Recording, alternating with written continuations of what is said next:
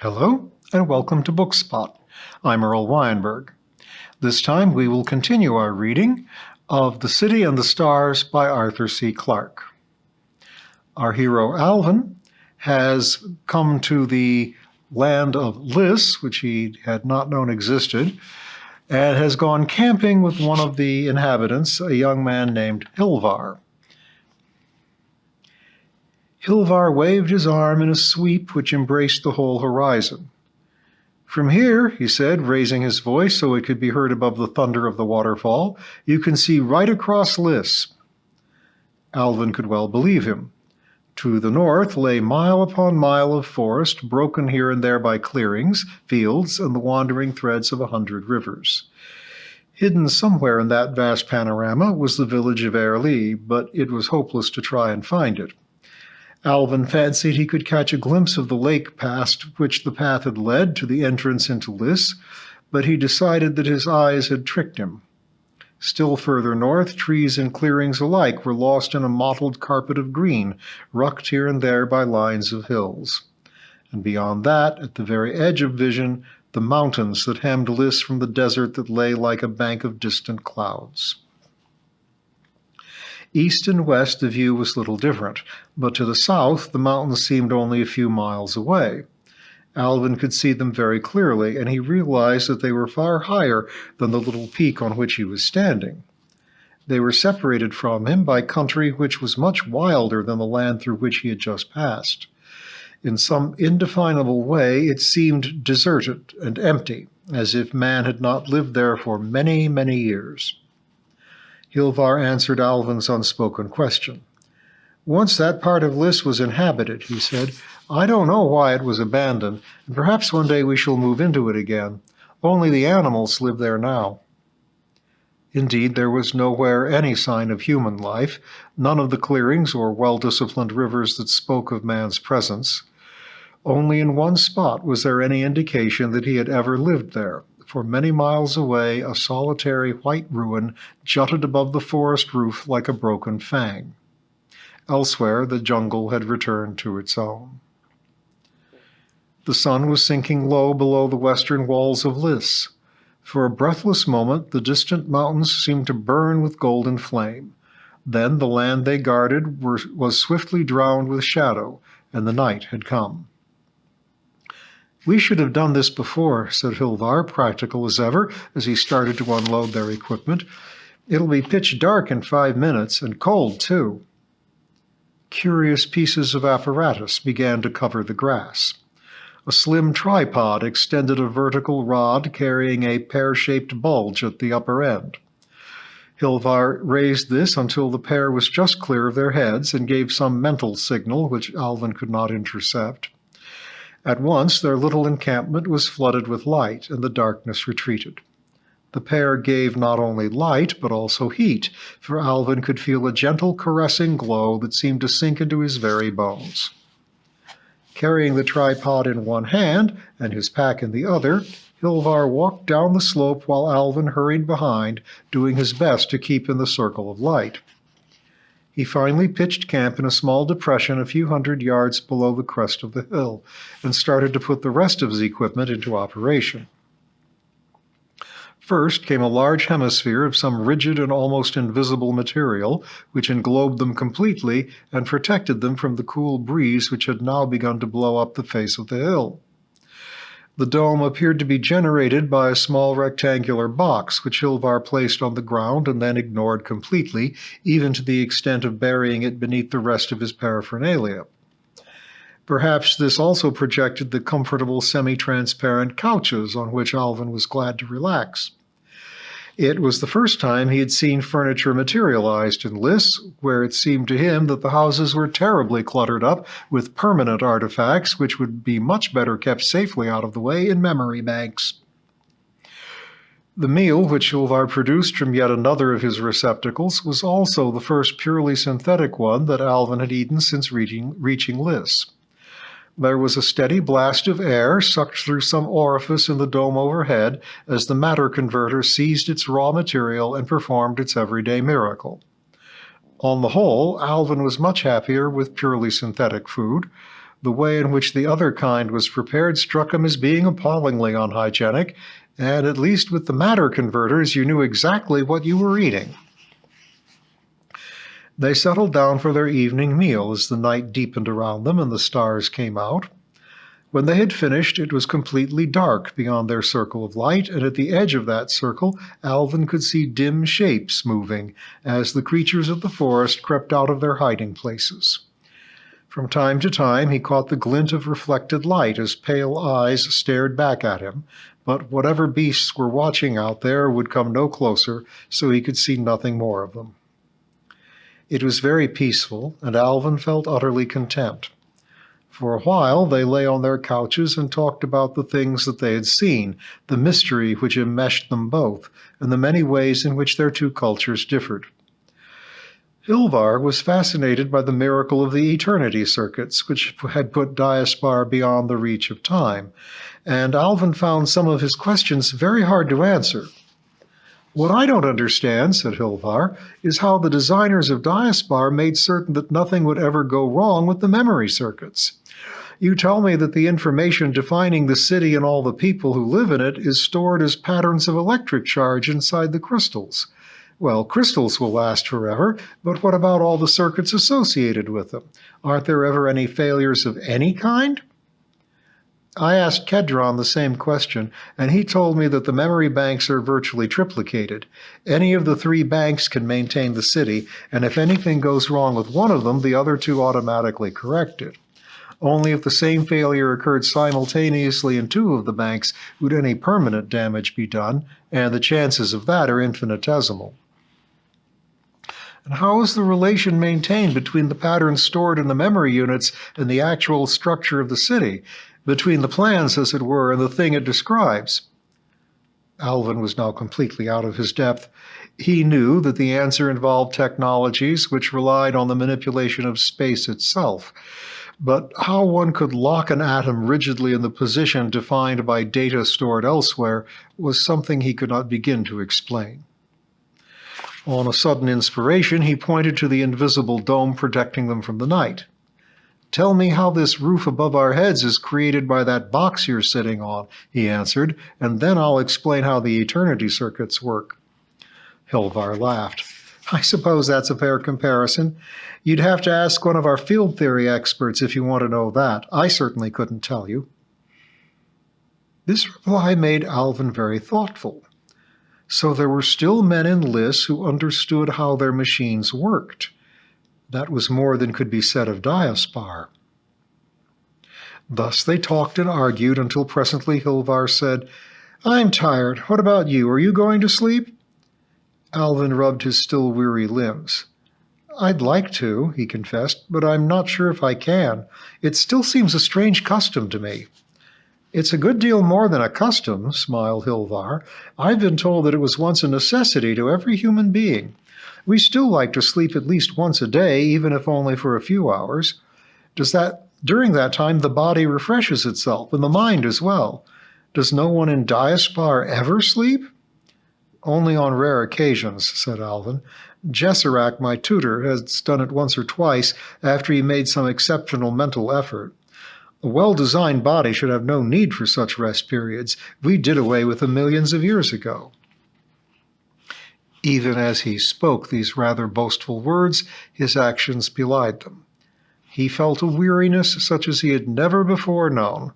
It seemed to spread from his calves and thighs until it flowed through all his body. There was nothing unpleasant about the sensation, rather the reverse.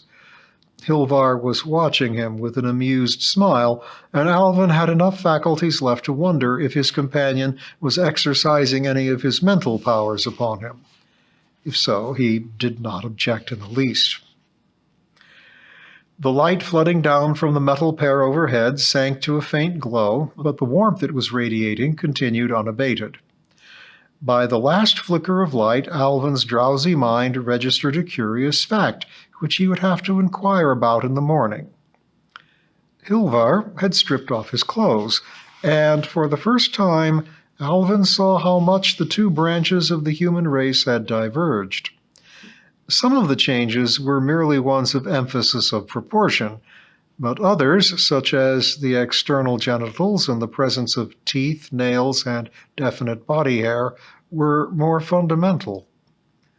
What puzzled him most of all, however, was the curious small hollow in the pit of Hilvar's stomach. When, some days later, he suddenly remembered the subject, it took a good deal of explaining. By the time that Hilvar had made the functions of the navel quite clear, he had uttered many thousands of words and drawn dozens of diagrams. And both he and Alvin had made a great step forward in understanding the basis of each other's cultures.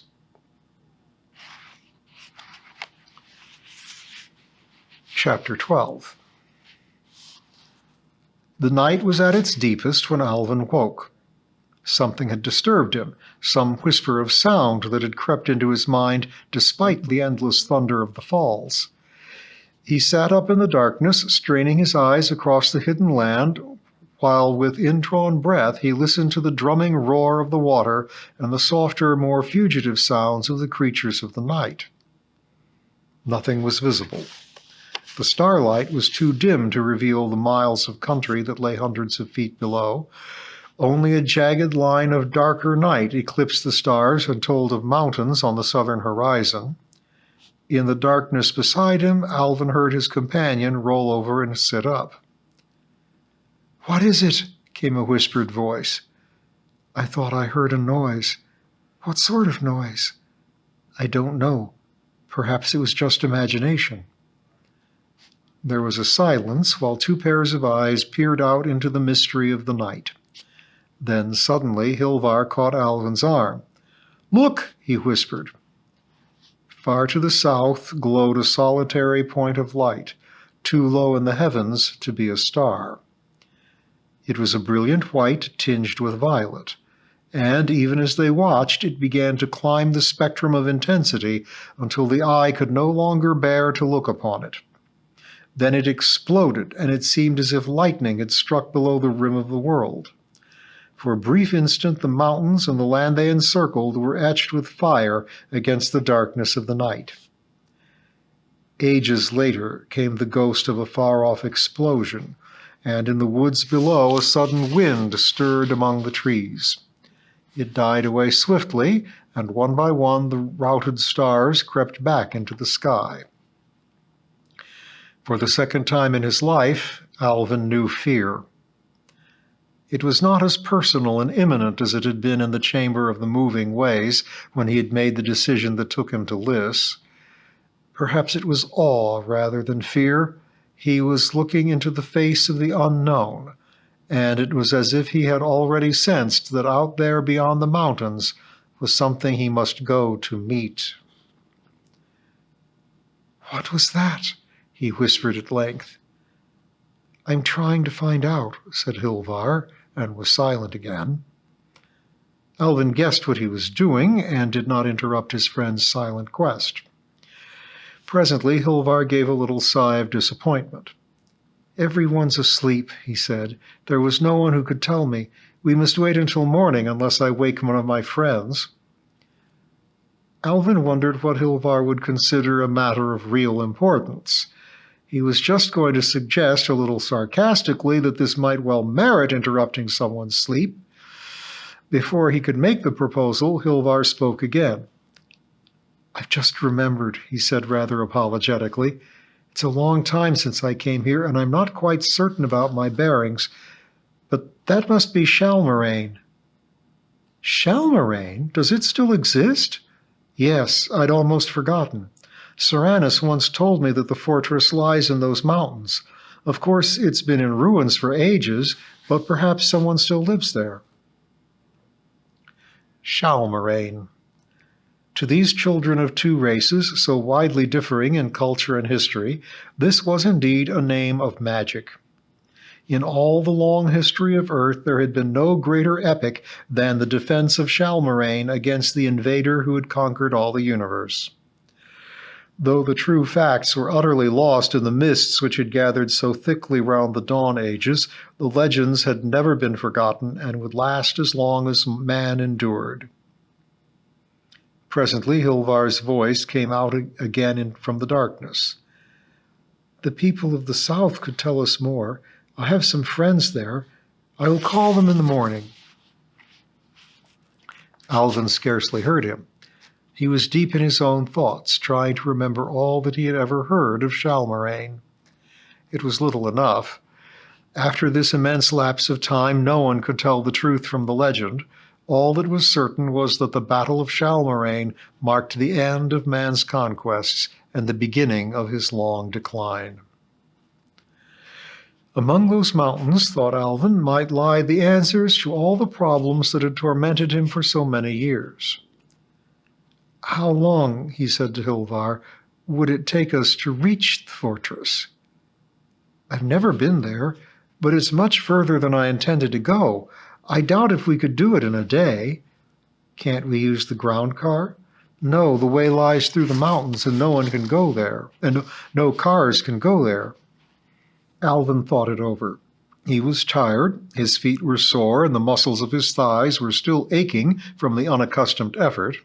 It was very tempting to leave it for another time. Yet there might be no other time. Beneath the dim light of the failing stars, not a few of which had died since Shalmirane was built, Alvin wrestled with his thoughts and presently made his decision. Nothing had changed. The mountains resumed their watch over the sleeping land. But a turning point in history had come and gone, and the human race was moving toward a strange new future. Alvin and Hilvar slept no more that night, but broke camp with the first glow of dawn. The hill was drenched with dew, and Alvin marveled at the sparkling jewelry which weighed down each blade and leaf. The swish of the wet grass fascinated him as he plowed through it, and looking back up the hill, he could see his path stretching behind him like a dark band across the shining ground. The sun had just lifted above the eastern wall of Lys when they reached the outskirts of the forest. Here, nature had returned to her own. Even Hilvar seemed somewhat lost among the gigantic trees that blocked the sunlight and cast pools of shadow on the jungle floor. Fortunately, the river from the falls flowed south in a line too straight to be altogether natural, and by keeping to its edge, they could avoid the denser undergrowth. A good deal of Hilvar's time was spent in controlling Criff, who disappeared occasionally into the jungle or went skimming wildly across the water. Even Alvin, to whom everything was still so new, could feel that the forest had a fascination not possessed by the smaller, more cultivated woods of northern Lys. Few trees were alike. Most of them were in various stages of devolution, and some had reverted through the ages almost to their original natural forms. Many were obviously not of Earth at all, probably not even of the solar system. Watching like sentinels over the lesser trees were giant sequoias, 300 or 400 feet high. Once they had been called the oldest things on Earth. They were still a little older than man. The river was widening now. Ever and again it opened into small lakes upon which tiny islands lay at anchor. There were insects here, brilliantly colored creatures swinging to and fro over the surface of the water. Once, despite Hilvar's commands, Criff darted away to join his distant cousins. He disappeared instantly in a cloud of glittering wings, and the sound of angry buzzing floated toward them. A moment later, the cloud erupted, and Criff came back across the water almost too quickly for the eye to follow. Thereafter, he kept very close to Hilvar and did not stray again. Towards evening, they caught occasional glimpses of the mountains ahead. The river that had been so faithful a guide was flowing sluggishly now, as if it too were nearing the end of its journey. But it was clear that they could not reach the mountains by nightfall. Well before sunset, the forest had become so dark that further progress was impossible. The great trees lay in pools of shadow, and a cold wind was sweeping through the leaves. Alvin and Hilvar settled down for the night beside a giant redwood whose topmost branches were still ablaze with sunlight.